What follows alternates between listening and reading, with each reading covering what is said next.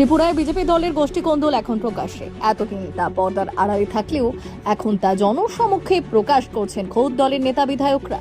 দীর্ঘ কয়েক মাস যাবৎ দলের প্রদেশ সভাপতি নির্বাচন করতে পারছে না দল, আর এর পেছনে রয়েছে শীর্ষ স্তরের গোষ্ঠী কোন্দল। মুখ্যমন্ত্রী মানিক সাহা এবং প্রাক্তন মুখ্যমন্ত্রী বিপ্লব দেবের দুই গোষ্ঠীর মধ্যে রয়েছে চরম দ্বন্দ্ব। আর অন্যদিকে রয়েছে প্রতিমা ভৌমিক গ্রুপ। মানিকের গোসায় প্রাক্তন কেন্দ্রীয় মন্ত্রী তথা দলের প্রাক্তন নেত্রী প্রতিমা ভৌমিক এক প্রকার এক ঘরে হয়ে পড়েছে। আবার অন্যদিকে ক্ষমতার লড়াইয়ে বর্তমান মুখ্যমন্ত্রী এবং প্রাক্তনের মধ্যে চলছে ঠান্ডা লড়াই। আর সেই কারণেই কোনো গোষ্ঠীর নেতাকে প্রদেশ সভাপতির দায়িত্ব দেবে তা নিয়ে দোটানায় কেন্দ্রীয় নেতৃত্ব। আর সেই গোষ্ঠী দ্বন্দ্বে পড়ে এক গোষ্ঠীকে খুশি করার আবেগেই দলের বিধায়কের মুখে উঠে এলো বিদ্রোহী বক্তব্য। আর তা নিয়ে দলের মধ্যে এখন চলছে তীব্র প্রতিবাদ এবং আলোচনা।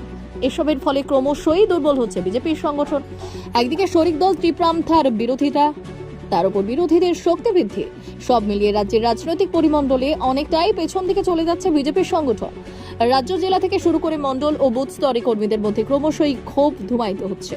আর এর পেছনে দায়ী শীর্ষ নেতৃত্বে নিজেদের মধ্যে কোন্দল। অনেক ক্ষেত্রে এই সাংগঠনিক শাস্তির মুখে পড়তে হচ্ছে নিচু স্তরের নেতাদের, কিন্তু দল বিরোধী মন্তব্য করেও অনায়াসে পার পেয়ে যাচ্ছেন শীর্ষ নেতৃত্ব। সব মিলিয়ে রাজ্যের সাংগঠনিক অবস্থা নিয়ে চিন্তায় কেন্দ্রীয় দল। অতি দ্রুতই তার বিহিত খুঁজতে বড় ধরনের সিদ্ধান্ত নিতে হচ্ছে কেন্দ্রীয় নেতৃত্বে। দলের সংগঠন থেকে শুরু করে মন্ত্রিসভায় হতে পারে বড় সড় রদবদল। এখন দেখার বিষয় কখন এবং কোন গোষ্ঠীর ওপর ভরসা রেখে কেন্দ্রীয় নেতৃত্ব